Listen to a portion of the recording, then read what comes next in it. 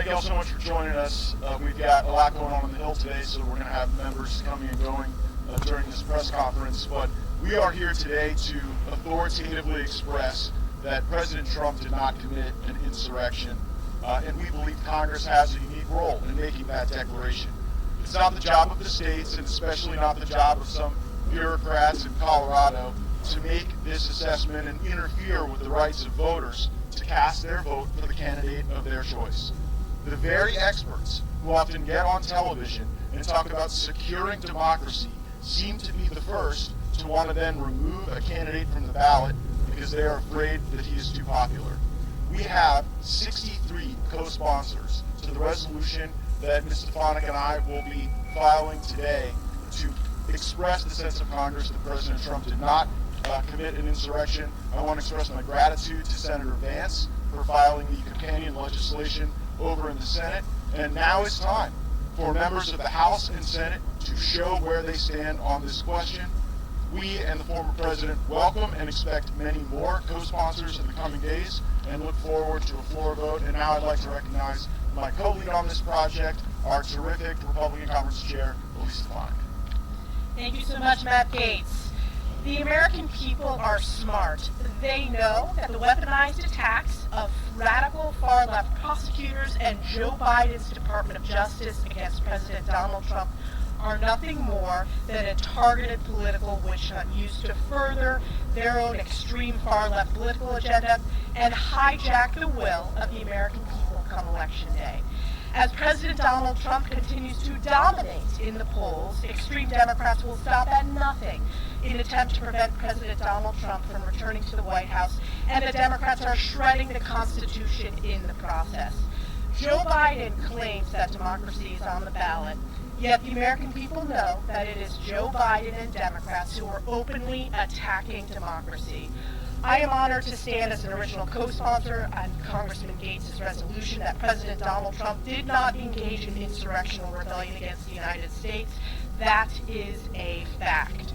Rogue far-left Democrat operatives are attempting to use this lie to illegally take President Trump off the ballot. This week, the Supreme Court will begin arguments in Trump v. Anderson to determine if liberal activist judges have the right to erase Donald Trump from the ballot, steal the election, and the American people's right to elect our leaders. For the sake of American democracy, I am proud to fight for President Trump and the tens of millions of American patriots who face political persecution. With that, I'm honored to turn it over to Bill Posey, our colleague who is also a co-sponsor of this bill. Bill. Thank you. And thank you, Congressman Gates, for leading on this. The same people trying to keep Donald Trump off the ballot are the same ones who supported the fake dossier, the biggest fraud in political history, probably. The same ones who claimed Obamacare would let you keep your own doctor, keep your own insurance company, and it's going to cost you less. The same people. They're the same people that claim the border is secure. Now they claim Donald Trump is a danger to democracy. It should not be on the ballot. Just three quick facts. The real threat to democracy is an administration that weaponizes government to target, intimidate, and silence political opponents. The real threat to democracy is the use of lawfare to destroy political adversaries and interfere in elections. The real threat to democracy is denying American citizens the right to vote for the candidate of their choice. At this time, I'd like to turn it over to a colleague from the great state of Texas, Congressman Babin.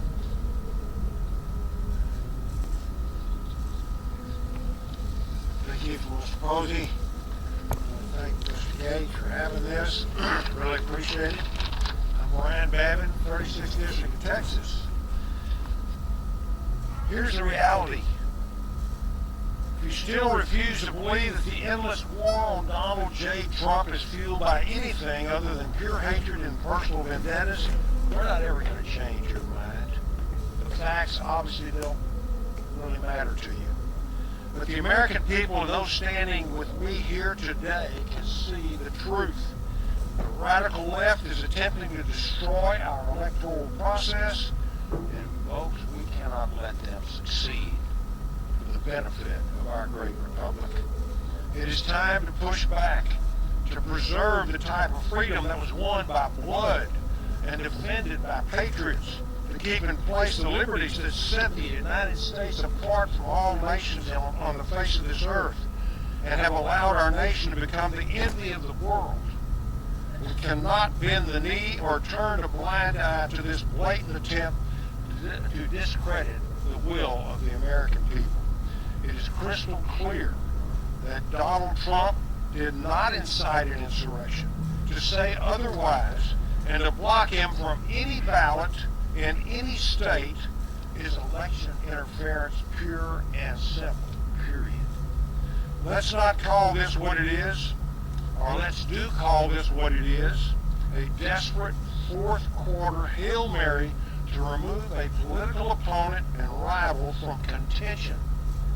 It's a reckless precedent that sets and risks our entire democratic process, and it must be rejected.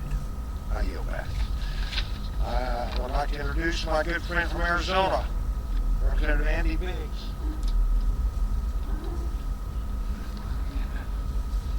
Thanks, Mr. Gates.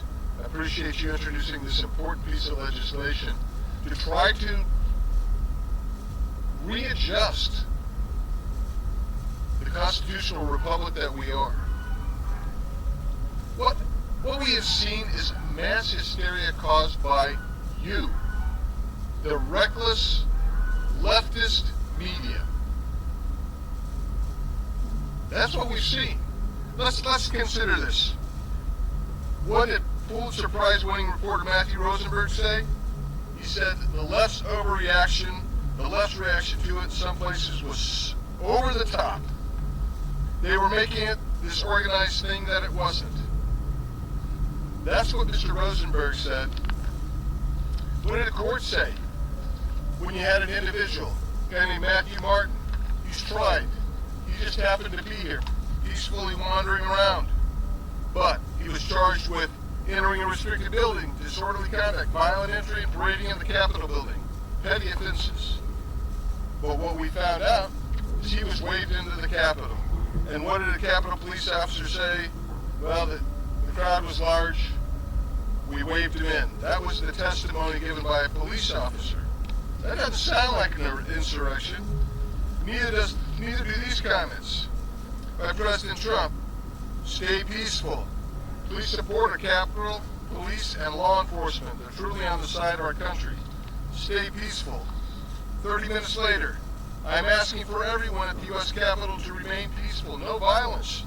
Remember, we are the party of law and order. Respect the law and our great men and women in blue. Thank you. That doesn't sound like an insurrection. How about this? Exclusive. The FBI finds scant evidence that the U.S. Capitol attack was coordinated. FBI investigators did find that some cells of protesters, including followers of two groups, Oath Keepers and Proud Boys, had aimed to break into the Capitol, but they found no evidence that the groups had any serious plans about what to do if they made it inside the Capitol. That doesn't sound like an insurrection. Further, the FBI found no evidence that President Trump or people directly around him were involved in organizing violence, according to law enforcement personnel. No charges filed for insurrection or treason. How about when Director Wray came in and testified before Judiciary? He said there were three groups on the Capitol that day. Largely, and by far the majority, were peaceful. Second group were people that, for whatever reason, they entered the Capitol, but they were peaceful, but they committed a trespass.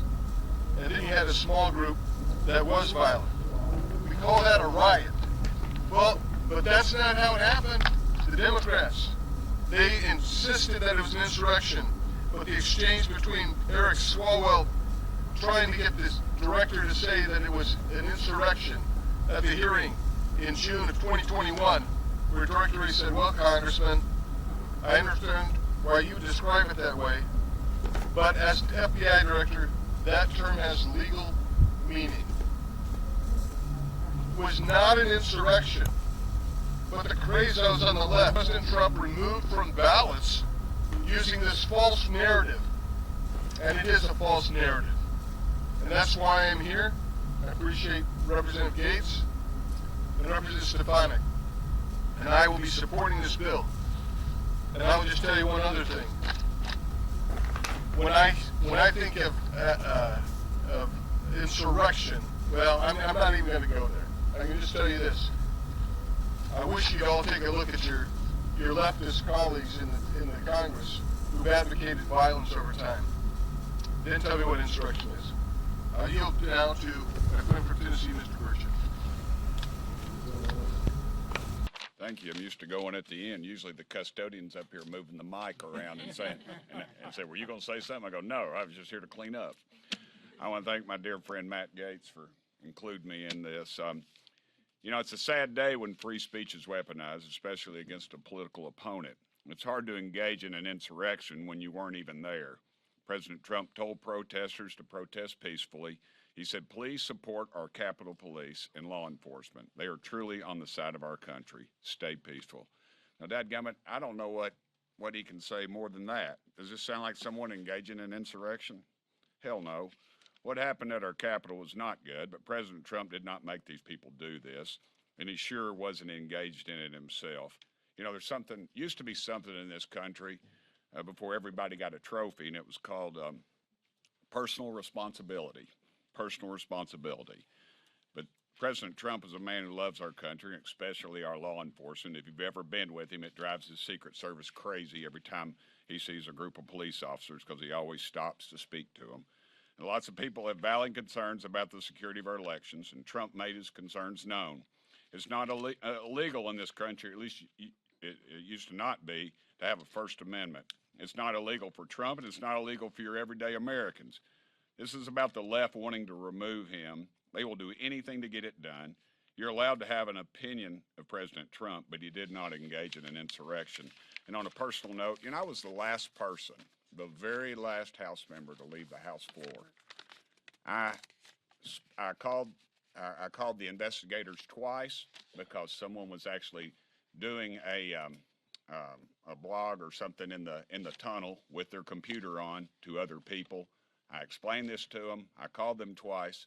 They never called me back. I went on my own volition and someone else who is no longer a member of Congress, and we reviewed those tapes, and I pointed out who it was, and it turned out it was a member of the media. Yet, I never could get anyone to return my calls on the investigation and my repeated attempts. And I sure as hell wasn't invited back for the January 6th commission, which was a joke. So thank y'all very much, and I yield to my good buddy from Tennessee, the gentleman farmer, John Rose.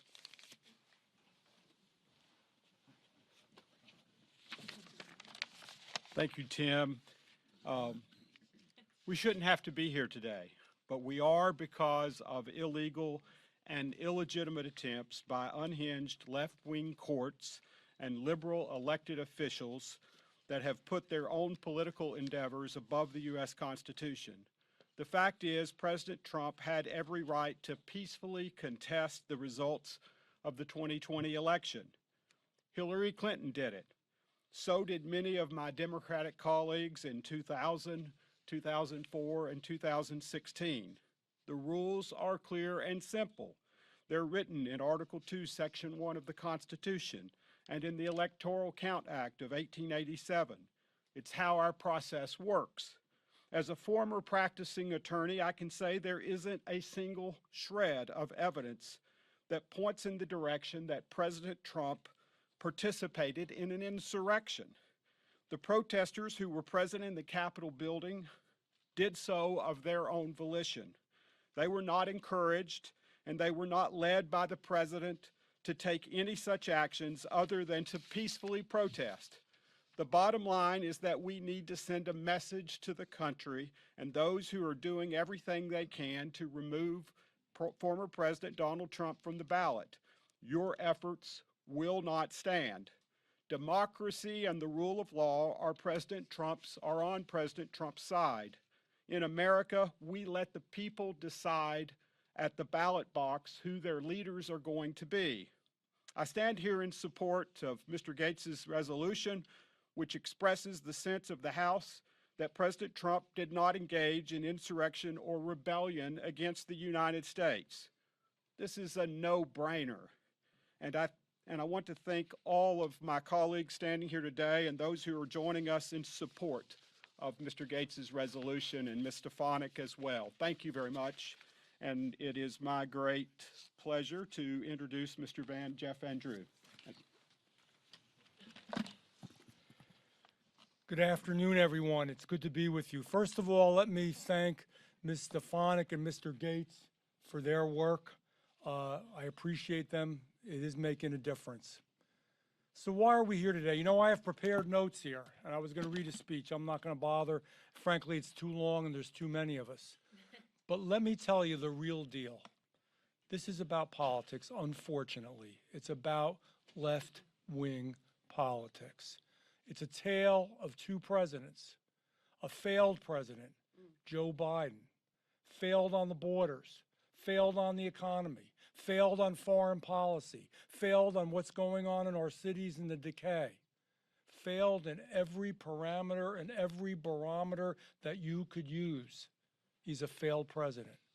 And then we had a successful president, President Trump. Look where we were 4 years ago. A strong economy, sealed borders, cities thriving and doing well in every measure you can use. But the left can't let that happen. And I'm not even going to say Democrats, because there are still some good Democrats out there, moderate ones, less and less, unfortunately. But the left wants you to look at the shiny object over here, what happened in January 6th. Because if you're not looking at that, you're looking at what's really happening. And when you look what really is happening, you're worried if you're an American, because you see that everything is going in the wrong direction. Look at the polls. Even when it is polls done by the New York Times or any other group, they will tell you that things aren't going well for this president. And then we speak about democracy. Who wanted to stop the democratic process? So first of all, you've heard from all my colleagues. It's absolutely true. President Trump made it clear over and over again he respects police and law enforcement, that he wanted it to be a peaceful process. He used those words, but somehow those words aren't on the stories that are about January 6th. But what the real deal here is, they say, well, other folks that hate President Trump or don't like Republicans will say they want to stop. The Republicans want to stop. President Trump wants to stop democracy in action. Who's stopping the primaries in their own primary election and not participating in them? You know their name? It's Joe Biden. Who's pushing people out of the party? Who's pushing them out? Joe Biden. Ask RFK what he thinks about the process, what he thinks about democracy. Ask the two other people, or ask Dean Phillips what he thinks. He wants to engage in a debate. They won't debate him. They won't debate him. And Dean Phillips is a liberal Democrat, but he just wants democracy to take place. Ladies and gentlemen, all I ask you to think about is what this is really about. It boils down to this. Trump didn't want violence. He doesn't want any of that. He wanted to let people know what the real deal is. Trump successful, Biden unsuccessful. So what do we got to look at? Man, they just want to keep talking about the past, and they want to talk about January 6th.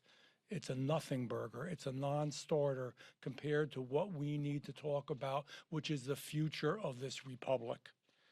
I'd like to ask my good friend, Lauren Boebert, next. Congresswoman. Thanks. I'll keep my remarks brief today. I want to thank my dear friend, Matt Gaetz, for introducing this resolution, and Chairwoman Stefanik for co-sponsoring this and leading this. This is a witch hunt against President Trump. It's absolutely unprecedented, and the woke mob, the fake news, and the leftist government officials who are engaging in this extortion should be downright ashamed of themselves. All of the bogus cases against President Trump are plain and simple election interference. It's an act of fear. They're afraid of President Trump, and they should be, because they understand that President Trump, once he is back in the White House, will undo all of the damage that the left has caused the American people over the past 4 years. He will bring back his beautiful policies that make our country the greatest country to live in. They tried to rig the 2020 election by sending out hundreds of thousands of ballots illegally. They colluded with the government and big tech to censor the Hunter Biden laptop story. We know that Democrats would have changed their votes had they been informed about Hunter Biden's laptop. We know that they would have not voted for Joe Biden. The left is afraid, and now they are trying again to rig another election by interfering in this political witch hunt, by persecuting their political opponents. The reality is the left knows they cannot win at the ballot box. They cannot beat President Trump in an actual free and fair election. So they are trying to rig the game in the courts. The American people see through this.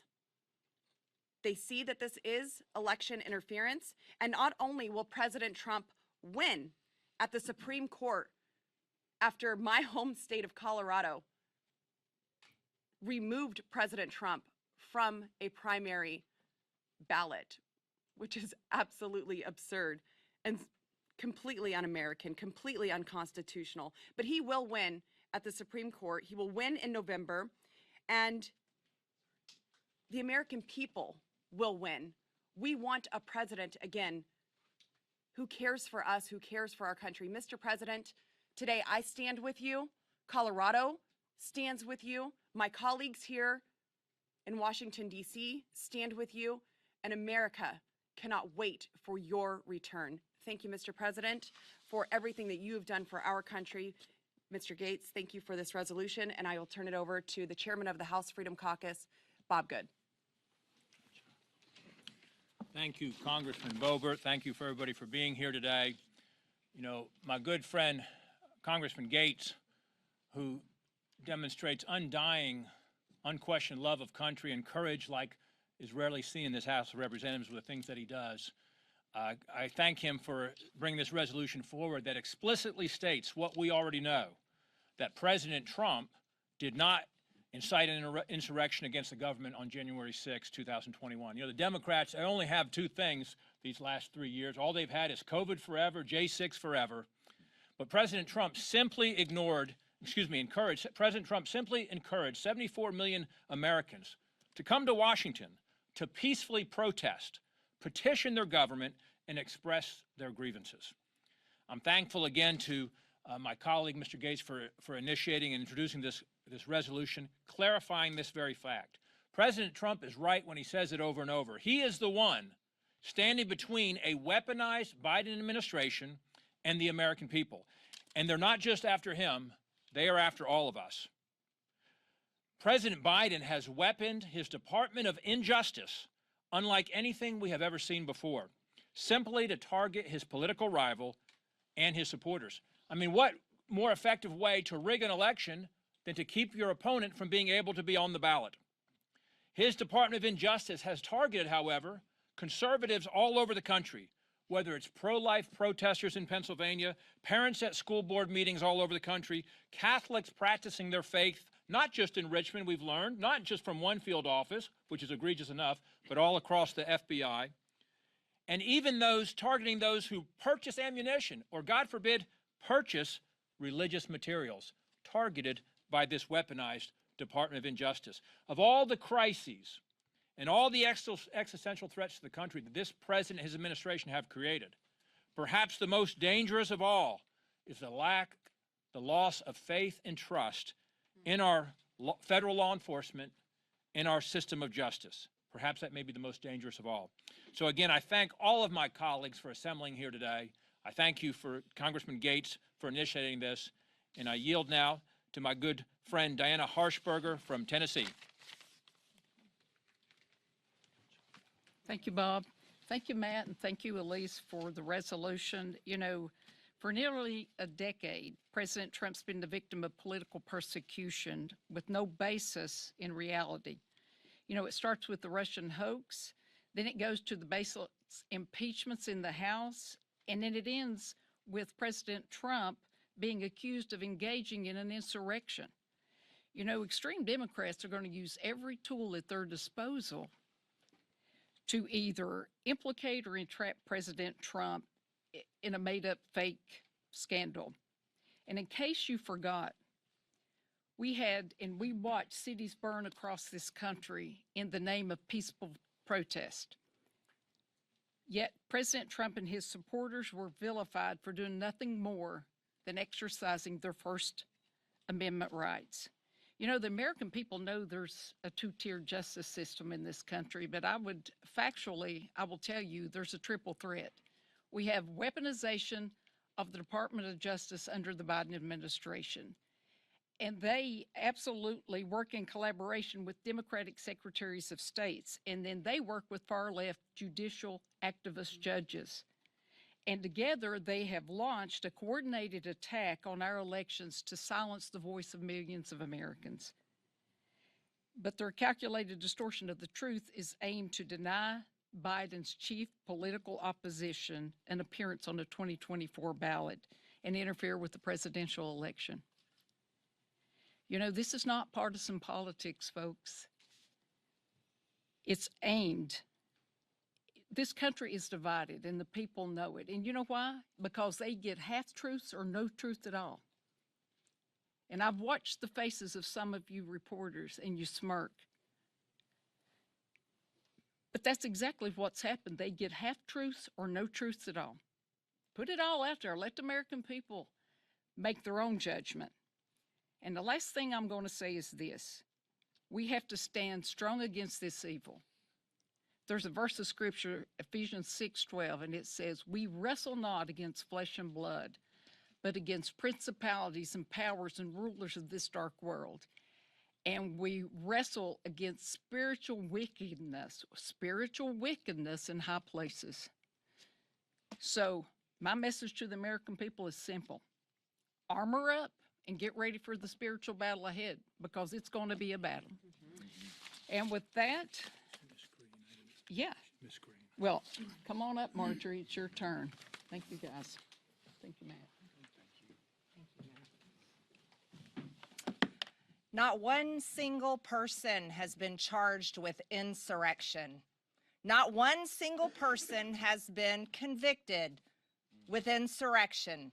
Not one. In every single court of our land, no one's been charged and convicted with insurrection, yet Democrats and dishonest people in the media every single day accuse President Trump of waging an insurrection and accuse many of us of waging an insurrection, and you're doing nothing but lying and selling the lies of the Democrats, all for campaigns and elections.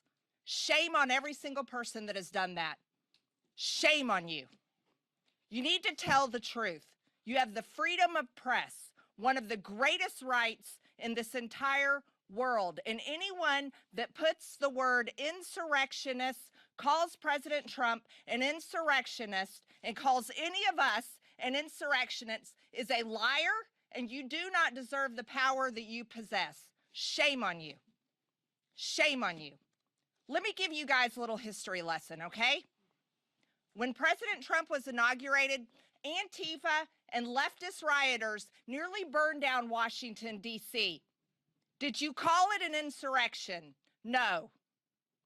BLM raised millions of dollars on the Act Blue Democrat fundraising website, and then proceeded to cause $2 billion in damages across American cities and communities, all in 2020, every day. Not one day for 3 hours, every damn day. Did you call it an insurrection? They attacked police officers, federal courthouses, tore down statues, burned 93 police vehicles. Did you in the media call it an insurrection? No, you did not. You called it mostly peaceful. And you lied to the American people, and the American people don't trust you anymore because of that. And then the American people who pay for elections with their tax dollars actually own the elections and have the right to care about their elections, election integrity, and the results of their elections. When they came to Washington and protested, all of you called it an insurrection. And then when Joe Biden was inaugurated and this entire Capitol complex was surrounded with 30,000 National Guard troops, none of you stood there and called that an insurrection. Oh no, you all stayed silent. And while Matthew Graves, the U.S. Attorney at the Department of Justice, is arresting people every single day, throwing them in jail, held them for 22 hours in solitary confinement, unconvicted, all of you stay silent. No one attacks them for that. Apparently, you think it's deserved. Shame on you. And I want you to know the American people are paying attention. They're not stupid just because you tell them in your articles and in your headlines and on your networks that Trump is an insurrectionist or any of us are insurrectionists. No, as a matter of fact, you're hurting your own careers and you're hurting your industry for lying to them. So I would like to thank you, Matt, very much. And I would like to thank Elise Stefanik for introducing this resolution. And I cannot believe we even have to do this because Democrats and liars in the media accuse President Trump of being an insurrectionist when in fact he is not. He said, go in peace. Go in peace. God bless President Trump. God bless him for saying we should care about our elections. And I want you to know, because of that, Americans do care about our elections. And we have every single right to care. Thank you very much. I urge my colleagues to vote for this resolution. And with that, I'd like to turn it over to Ronnie Jackson from Texas. Well, thank you. Thank you once again, Matt. I appreciate you doing this as well, for introducing this. This is something that's really important. Unfortunately, it's been a sad few years in the Biden administration, and you know, we've seen lots of things happen. We've seen our southern border an absolute disaster, the security of our border and everything that it's brought with it, the crime and the drugs. We've seen our reputation overseas completely devastated. We've seen our economy take a huge hit because of some of the Biden policies that have been put in place. But I think the biggest danger is the weaponization of government that's taken place in an effort to prevent President Trump from ever being president again.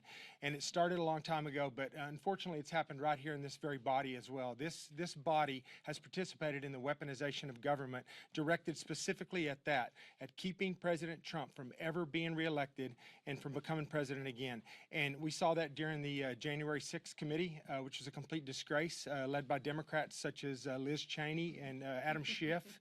And others, we saw what happened there. That we found out since then that this committee was put in place for no other reason other than to tear President Trump down. We've seen now they've been discredited. We found out that some of the information that they had, some of the evidence that they collected, which most likely was evidence that undermined their case against President Trump, has been destroyed.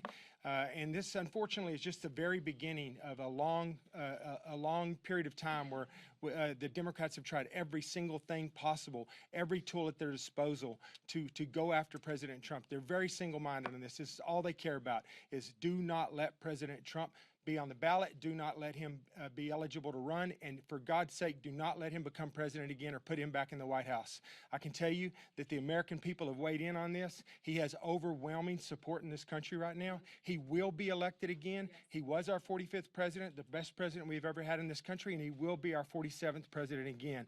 So I just want to say that this whole process should not be necessary. What's happening in this country right now is an absolute disgrace. And I want to thank Matt once again for your courage to bring this forward and to reiterate to the American people that this is not the way we operate here in this country. And with that, I'm going to turn it over to Matt Rosendale. Good afternoon. Thank you all for being here. It's nice to see the press actually participate in some truth that's being spread around the Capitol, because many times we've got a lot of rhetoric and misinformation that gets spread. I really appreciate Matt Gaetz and Elise Stefanik introducing this legislation so that we can get on the record the people that support President Trump, that understand and are willing to declare that there was not an insurrection that took place on January 6th. I was here. Many of my colleagues were here. And so we do witness and know that it was not an insurrection. President Trump did not engage in an insurrection on January 6th, as shown by multiple courts which have already dismissed these bogus charges. This is nothing more than election interference. It is on full display. And we would appreciate if the media would just start coming forward and admitting to that. It should be just as easy for Congress to pass this resolution as it is for the courts to dismiss those cases. Or, as I like to say, if we were trying to pass a resolution to spend another several $billion to help, say, Ukraine, maybe then we could get everybody in Congress lined up to support the resolution, because those seem to go through pretty fast. So let's get everybody on this now so that we can put out in the public sphere that Congress does recognize that there was not an insurrection that took place on January 6th, just as the courts have already put in the record. Whether the charges were brought in Michigan or Minnesota, they've been dismissed. I look forward to the Supreme Court doing the exact same thing and vindicating our president so we can be on with this removal of him from different ballots. I've stood with President Trump since the beginning, including when I voted against the electors on January the 6th, after numerous credible allegations of election fraud were shared with us, after numerous allegations of state officials changing the election process without legislative approval. Those are the facts, folks. Those are the facts. And the Electors Act gave us the ability, gave us the directive to refuse to accept those electors if we didn't feel that they were properly awarded. And so myself, and I would say everyone here that's not a freshman, voted against the electors from Arizona. That's correct. And we voted against the electors from Pennsylvania. That's correct, because that information and those facts were there. And the facts, again, will come clear. And as I always say, the truth isn't always pretty, but it is always the truth. The truth will prevail. It will be shown that President Trump did not cause this insurrection. And then once again, we can eliminate this election interference that has been conducted upon him for so long. I appreciate your time, and I would like to introduce my good friend from Missouri, Representative Eric Burleson. I think we've heard, I want to first say thank you to Representative Gates and Elise Stefanik for leading this resolution. Look, this town started the witch hunt the moment that President Trump was elected. And it began through every part of this deep state in this town and through you, the media. From the Russian collusion hoax to then there was the phone call, which was ironically what the very thing that an administration ought to be looking at and what we're looking at today, which is corruption by the previous administration in Ukraine. It's sad that we have to do the job that you're supposed to be doing in the press. And that's why the American people are frustrated. And as you can imagine, that's why many of them came to their nation's capital in frustration, not just at what they saw happening in the election process, but because they were frustrated with you, the media, who they felt like they couldn't trust anymore. And so they're in the Capitol, and you know what's ironic? Not one of them was armed. You know, I come from Missouri where a lot of people are armed. Not one of the people up here was armed, and I don't know how you're going to take over the Capitol if you're not armed. So first and foremost, it's ridiculous to say that someone with face paint and bison horns is here to take over the Capitol, okay? In Missouri, when I was in the Missouri Capitol, we had protesters come in all the time. We would call what happened on that day a Wednesday in the Missouri Capitol, okay? We welcome free speech. We welcome people telling us what we should be doing, how to vote, letting people express their frustration peacefully through their elective process and their First Amendment rights. Because as our founders have said, if they can't do it through that process, they will do it through a more violent process. And it's your job in the press to uphold those First Amendment rights. And it's your job to make sure that people's rights aren't being taken away, and ultimately that people know and have trust in you and this government. At the end of the day, you can't say that Trump was involved in insurrection when there was no insurrection. That's at the end of the day. And it's ridiculous that this place continues to clutch pearls towards an individual who represents the interests of most people in this country, most hardworking, blue-collar Americans in this country that just love their country. Thank you. Oh, sorry. My good buddy from Georgia, Representative Mike Collins. Thank you. You know, this is my first term in Congress, so I've spent the last 30 years in the private sector in the trucking industry. I know what it felt like during those Obama years to see a far left swing and overreach by this federal government. And I was also on that other side of the ledger and saw what it felt like when the Trump administration came in and put America first, put Americans first, put money back in their pocket, and gave them their power back. You see, Hillary Clinton was supposed to complete the mission of Obama, but Trump stood in the way and gave that power back to the people. That's 100% why when Trump, when he came down the escalator to announce that he was going to run, that they were worried and scared about that. They knew what could happen if he won.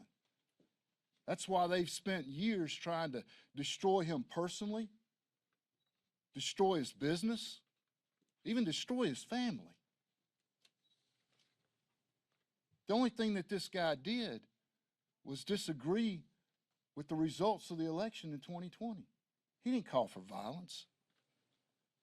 But you see, the left-wing media and the left wing in this country, they're out to not just make an example out of Trump.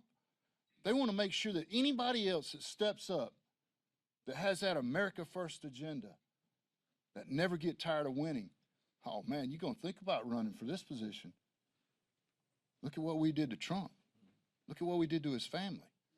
Look at what we did to regular Americans that just came up here to peacefully protest and express their opinion about an election. Because you see, the only thing the Democrats have right now and what this president has is an America last. We're not feared in the world, and our enemies don't fear us. Our economy's in the shambles. Inflation's sky high. So what have we got to do now? Got to keep Trump off that ballot. That's what we got to do, by any means necessary. But this resolution right here, this is where the House of Representatives, we're taking a stand. And we're going to declare what is self-evident, and that is President Trump did not engage in insurrection or rebellion on January 6th. And by God, I'm proud to stand here with 60 of my colleagues and to do just that. And with that, I would like to yield some time to a good buddy of mine out of Arizona, Representative Eli Crane. Thank you. Thank you guys for coming. It's an honor to be here. Thank you, Matt and Ms. Stefanik, for leading on this. You know what I love about this? Watching where President Trump is at in the polls. I love it because it shows the American people don't trust you guys. And they shouldn't, because you guys are full of it and everybody knows it. There's a few honest journalists in this town, but they're very few and far between. You know how I know it wasn't an insurrection? Because he hasn't been charged with insurrection. And we can all see by the lawfare how he's facing up over 700 years in jail right now, how they've tried to destroy this man, destroy his businesses, that if they felt they had an inkling of a chance of convicting President Trump of jaywalking or insurrection, they would absolutely charge him. You know how else I know it's not an insurrection? Because this is the first insurrection in the history of the world where the people that were a part of it were unarmed. It's pretty hard to do if you walk around and see how many individuals are carrying firearms. All right. Last thing I want to say about how I know it's not an insurrection is because I actually listened to the words of the president. If you're trying to stoke an insurrection, you don't tell the people listening, hey, I want you to go over there peacefully and patriotically. All right. This is not an insurrection. What it is a party that's scared to death of this man because he's America first, and he's shown time and time again he's willing to bust up the swamp, and he continues to beat you like a drum. That's what this is really about. And for all you journalists out there, you know, that are pretty cowardly, some in this room right now, you don't have the balls to write the truth. And even if you did, your publishers wouldn't publish it because you're a part of a propaganda outlet, probably one of the biggest in the history of the world. If you had any courage, I want you to ask some questions about that day, January 6th, that we keep talking about. Why has the pipe bomber not been caught yet? Huh? Why has the pipe bomber not been caught? The one individual that could have committed multiple mass casualties has not been caught yet. Go follow some of Beatty's reporting over at Revolver News. He's got some evidence for you guys. What's going on up here with January 6th is there's a pretty big cover-up actually going on up here in Capitol Hill about some of the involvement of our government, and it's quite unsavory.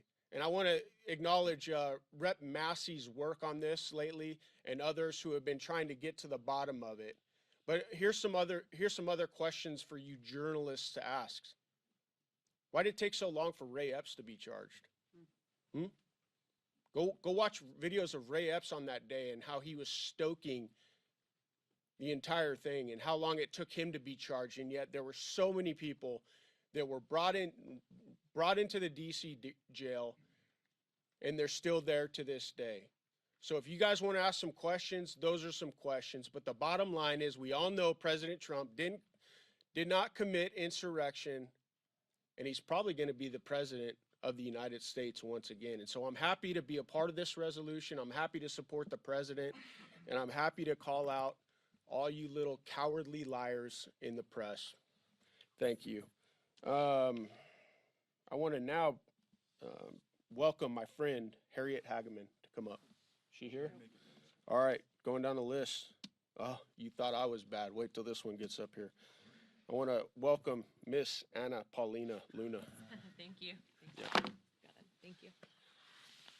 To follow up on what Representative Crane had stated, you know, we have the ability and at our disposal tools to find terrorists in caves in the Middle East that you can't find someone who planted a pipe bomb.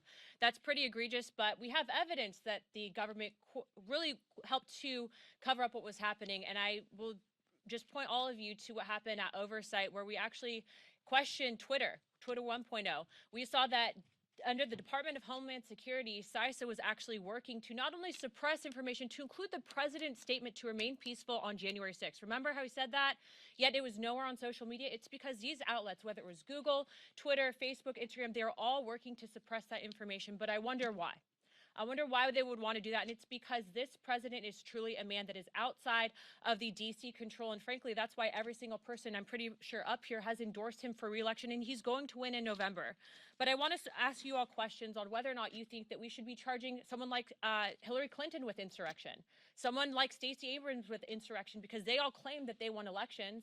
We know that Hillary Clinton was full of it. We know that because we saw what come out. In fact, you guys know that I all censored Adam Schiff over it. There was no evidence of Russia collusion.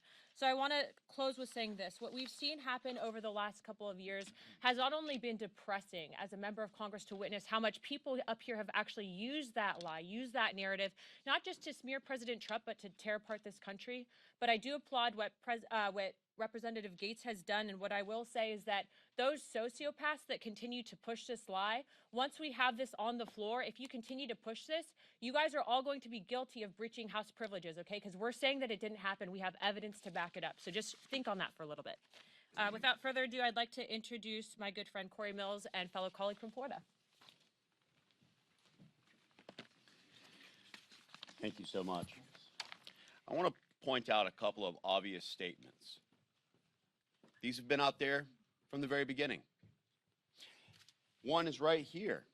You want to talk about inciting violence, inciting an insurrection. You want to talk about the ideas of promoting violence. Well, right here, you've got Kamala Harris, who is actually trying to raise funds for the very people who are setting fire to our cities in 2020. Why don't we go look at Minneapolis? Why don't we go look at Seattle, New York, Baltimore? Why don't we look at what CHOP was doing, what was being encouraged? Why don't we look at Maxwell Waters, who said we need to be more confrontational, or Nancy Pelosi, the former speaker, who said, I'm surprised there's not more people out in the streets rioting. Now let's look at what President Trump said, however. He said, these things and events that happen when a sacred landslide election victory is so unceremoniously and viciously stripped away from great patriots who have been badly and unfairly treated for so long, go home with love and in peace. Remember this day forever.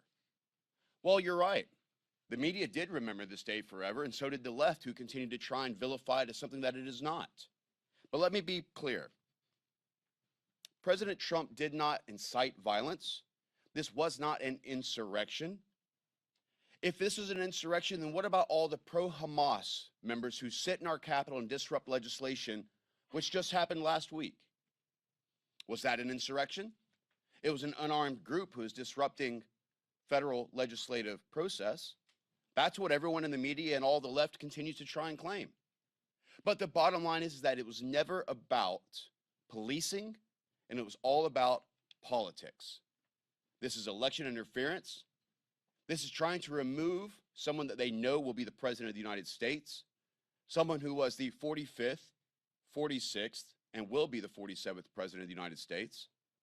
This is about ensuring that they can try and remove him from the ballot by attacking his family, by attacking his businesses, by claiming that there was a false narrative set up for fraud regarding the actual valuation of his property Mar-a-Lago, which 20 years ago was valued higher than what they're trying to claim it is today. This is about lawfare, whether it be Fani Willis and the DA's office, whether it be the AGs, whether it be the Department of Injustice. The bottom line is that this was never about trying to prosecute the president and all about trying to have him removed for election interference. Let me be clear. The United States House of Representatives stands strongly and firmly behind the president.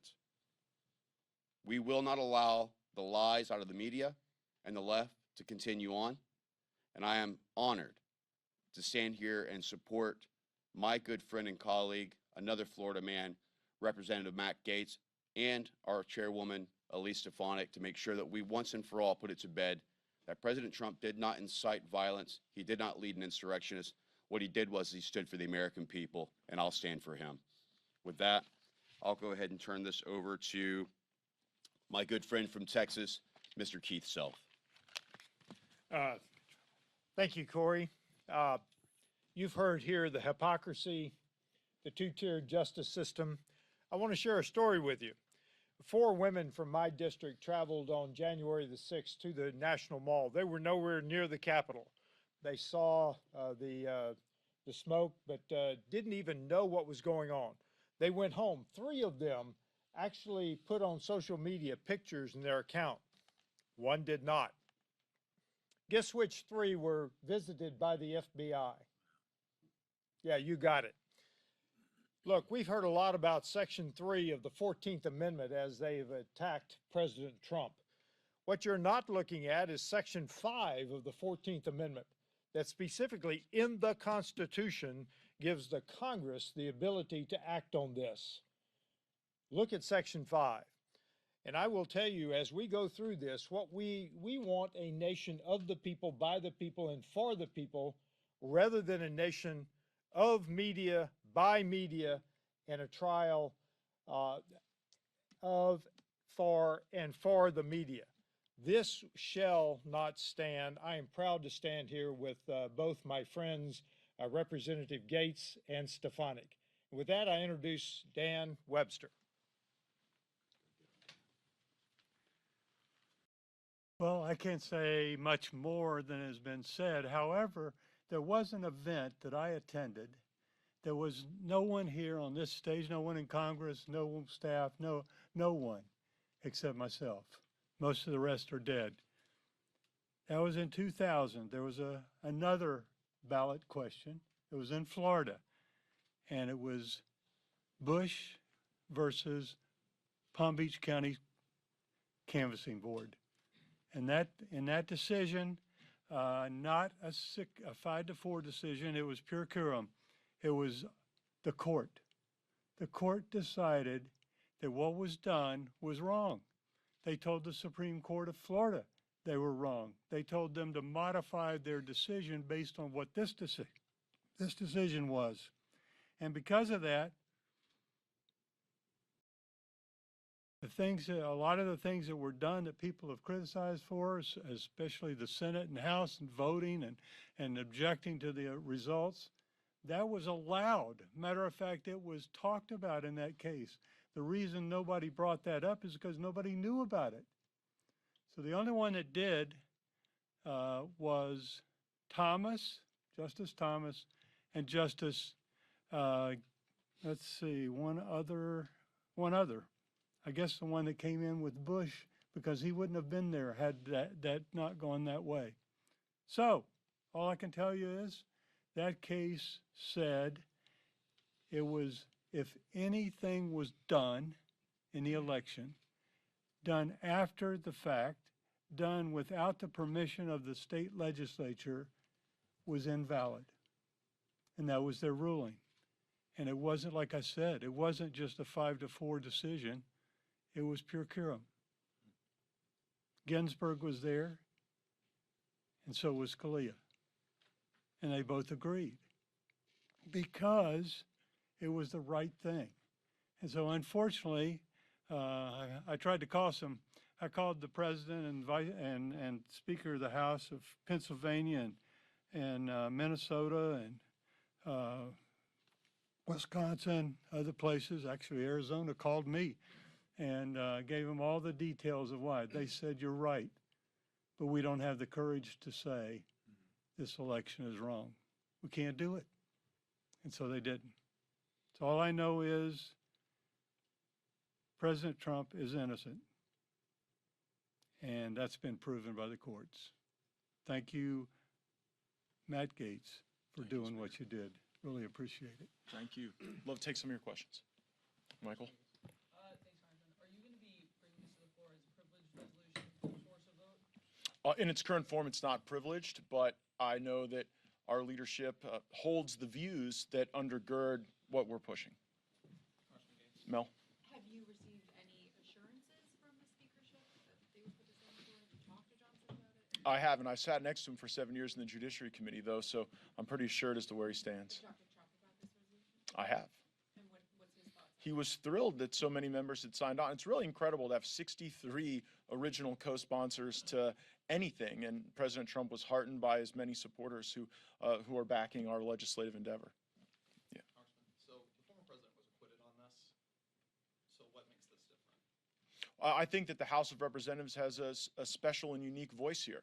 I don't believe that the efforts of lawfare by the left and some of these bureaucrats in states have concluded.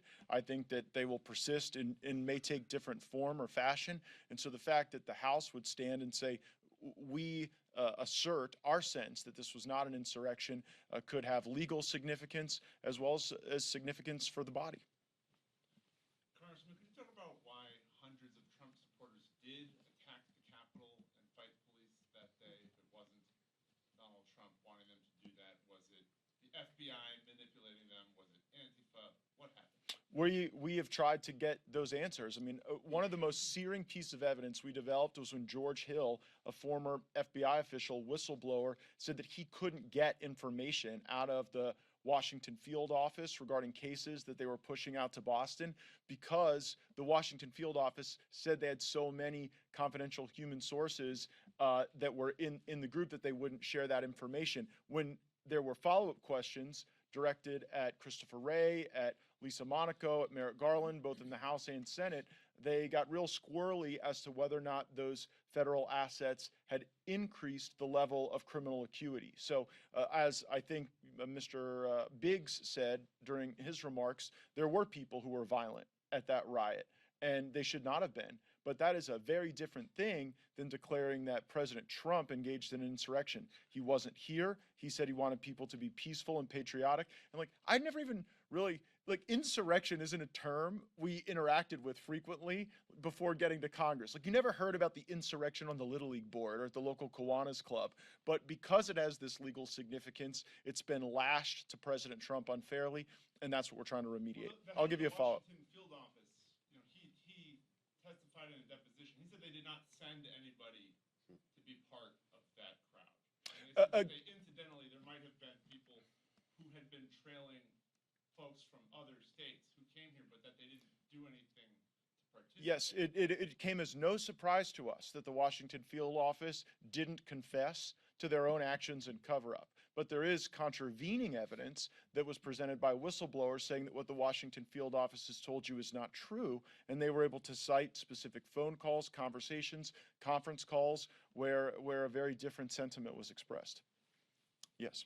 Now we know why you don't think he's guilty of an insurrection, but, you know, forgive me if this is a little off topic, but is he guilty of adding trillions to the national debt, and how are you going to convey that on the campaign trail? Well, this is a press conference about the insurrection measure. I would note the fact that during President Trump's time, the economy was growing tremendously. And so we were focused on the growth that must be a feature of our deficit and debt reduction strategies. And now many of the colleagues that are gathered here are working to put downward pressure on spending. And we wish we had a willing partner in the White House and in the Senate to do so.